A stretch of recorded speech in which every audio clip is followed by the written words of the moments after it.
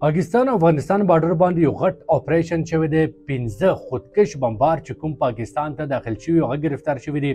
دغه سکیورټي فورسز د جماعت محاصره هم کړې وه. دغه کاروي د اپریشن څنګه شوی دی، څه وخت کې شوی دی او په دې کې سکیورټي فورسز کومه حکمت عملي خپله کړې وه، په دې باندې به خبره کوو.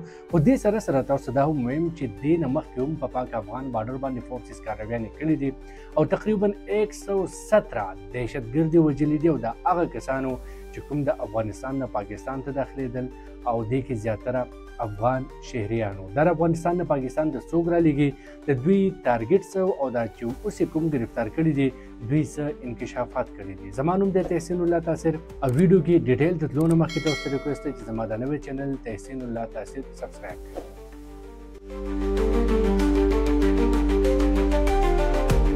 پاکستان او افغانستان بارډر باندې سکیورټي فورسز یو غټ اپریشن کړی دی او په دې اپریشن کې پاکستان د یو غټې تباهۍ نه بچ کړی دی.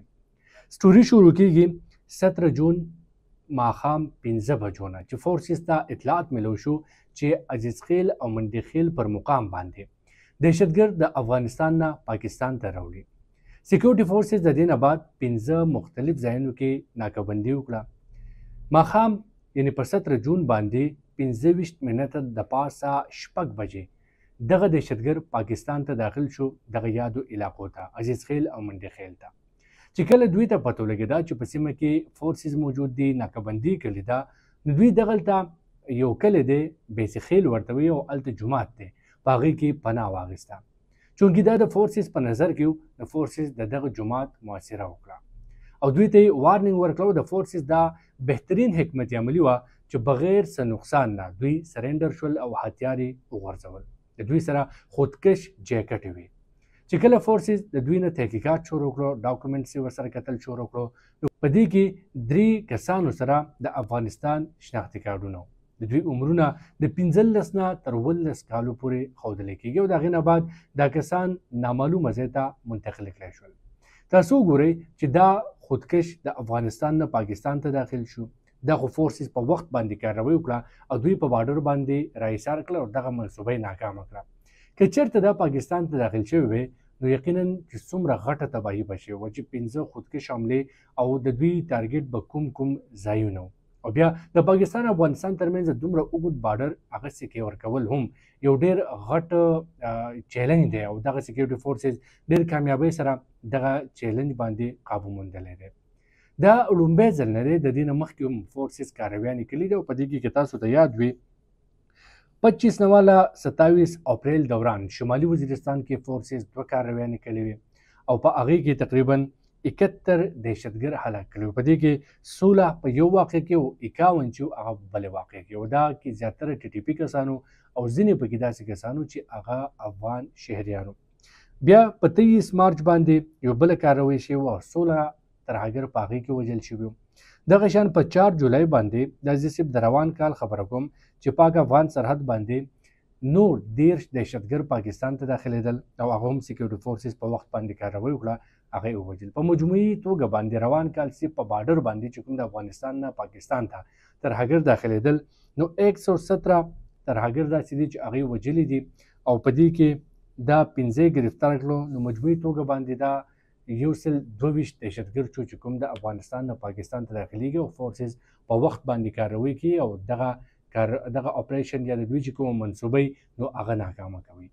دې کې یو خبره زه تاسو سره بله اډ کوم چې کله د پاکستان افغانستان تعلقات خراب وو نو پاکستان خو به دا بار بار ویل چې افغانستان حکومت دی خپله خبره زموږ خلاف نه استعمالوي، افغان حکومت په د دې تردید کوو.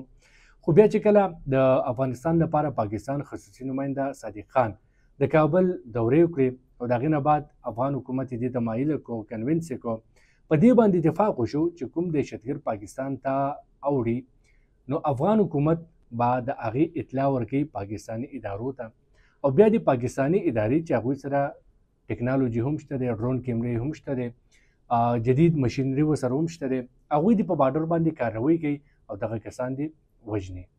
د دې نه بعد بیا تاسو وکتل چې دغه 3-4 غټې اپریشنې شوې او په دې کې د 100 نه سیوا ترهګر چې دي هغه ووژل شول. په دې کې د افغانستان حکومت کوآپریشن د پاکستان سره یقینا چې پټ نه دی او دا اله ممکن شو د دهشتګرد اله وجل د دوی ممکن شو چې کله افغانستان حکومت دې ته تیار شو چې پاکستان سره کوآپریشن وکړي.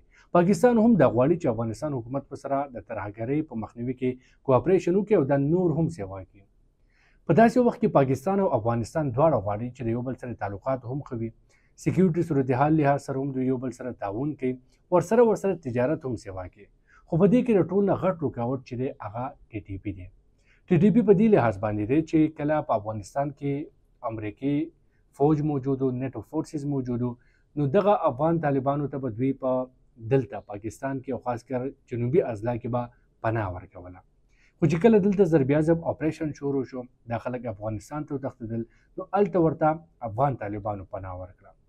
دا خو جنګیالي نو دا بیا د افغانستان کې د افغان طالبانو سره یو ځای د نیټو فورسز خلاف جنګېده هم.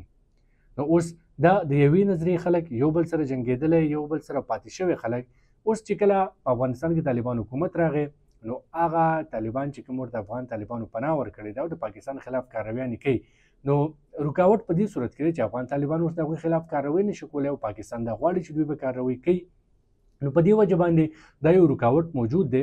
خو بیا هم پاکستان حکومت کوشش کوي چې افغان طالبان دې ته کنوینس کړي او په څه ناسه طریقه باندې دغه TTP چې کوم دی خو پاکستان ته حواله کړي او یا د سرحدي علاقو نه لرې چېرته شفت کې منتقل کړي چې دوی په پاکستان کې کارویان نه کوي. اوس په افغان طالبانو کې هم دوه ګروپه دي. یو ګروپ داسې دی چې هغه دا غواړي چې موږ دا خلک لرې علاقو ته منتقل کړو یا پاکستان ته حواله کړو، یا چې د دوی څومره منصوبه بندي په افغانستان کې پاکستان خلاف کیږي موږ د هغې مخنیوی وکړو. او یو ګروپ په دې کې داسې دی چې هغه دا نه غواړي او هغه دا وایي چې دا زموږ د نظریې خلک دی، د دوی مطالبات د دوی ډیمانډ چې دی هغه پاکستان حکومت نه ټیک دی او دا سپورټ کول غواړي. نو په دغه وجه باندې په دې معامله باندې داسې مستقل حل لا تر دې وخته پورې نه دی موندلی شوی. بله مسله دا ده چې په افغانستان کې چې کوم حقاني نیټورک دی، نو د TTP ترهګر چې دی د هغه سره ملګري دي او حقاني نیټورک د ځان سره په دې ملګري کړي که چېرته د افغان چې کوم د موجوده هبت الله اخندزاده شورا ده، د دوی خو مشترکه حکومت دی د حقاني نیټورک او د هبت الله اخندزاده. نو که چېرته د حقاني د اخندزاده سره مسله راشي په حکومت کې او دوی یو بل ته مخالف شي ودرېږي، نو حقاني سره به دا حقاني نیټورک سره به دا TTP دهشتګر هم ملګري، نو دا به د هغوی خلاف استعمالیږي. نو دا تقریبا 30,000 نه سیوا کسان دي جنګیالي دي چې هغه د ځان سره ملګري کړي دي او د دغه موقع ته په انتظار کې دي. نو دا د افغانستان دپاره هم ښه نه ده. خدا نه خواسته که چېرته داسې ورځ راله افغانستان د مخکې نه 15 کاله حالت جنګ کې پاتې شوی دی او که چېرته بیا پکې خانه جنګي راله نو نور به هم متاثره شي، خاص کر افغان شهریان متاثره کېږي. د افغانستان 2 نسلونه چې کوم دي هغه د دې جنګونو نه متاثره شو او که مخکې په دې باندې مستقل داسې حل ونه موندلی شي نو هغوی به نور هم متاثره کېږي. نو په دې سچویشن کې یا دغه حالات قابو موندو دپاره دا ضروري ده چې افغانستان حکومت او پاکستان حکومت په شریکه باندې په دې معامله باندې هم داسې قابو موندلی شي چې یو بل سره انټیلیجنس معلومات شریکوي او مشترکه اپریشنز کوي. د دې سره به پاکستان هم د ترهګرۍ د کارویانو نه بچي او افغانستان کې به هم چې کله ورته د پاکستان ملګرتیا حاصلوي نو هلته به هم امن او ترقي راشي.